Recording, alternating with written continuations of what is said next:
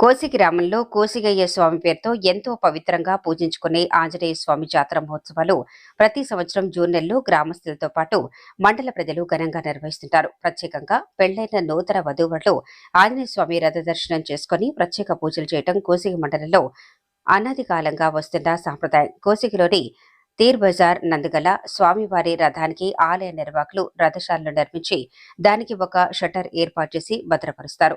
ఈ షట్టర్ గత 2 సంవత్సరాల క్రితం విరిగిపోయిన దానిని పట్టించుకునే పాపాన ఎవరూ పోలేదు. రథంపై కోతులు, పక్షులు, కుక్కలు మూత్ర విసర్జన చేసి, మల విసర్జన చేసి ఆలయ పవిత్రతను, రథ పవిత్రతను అపవిత్రం చేస్తున్నాయని గ్రామస్తులు పలుసార్లు మండిపడిన వినతి పత్రాలు అందించిన ఫలితం లేకుండా పోయింది. గత సంవత్సరం కాలంగా ఆలయ పవిత్రతను కాపాడాలని తేరుకు షట్టర్ రిపేరు చేయించి రథ పవిత్రతను కాపాడాలని పలు పేపర్లలో, మీడియా ఛానళ్లు అనేక వార్తలు కూడా ప్రచురితమయ్యాయి. దీన్ని దృష్టిలో పెట్టుకుని నూతన ఈవోగా బాధ్యతలు స్వీకరించిన సాయి కుమార్ షట్టర్ రిపేరీ పనులను ప్రారంభించేలా ఆదేశాలు జారీ చేశారని, ఈ కారణంగా షట్టర్ మరమ్మతు చేస్తున్నామని ఆలయ కమిటీ సభ్యులు తెలిపారు.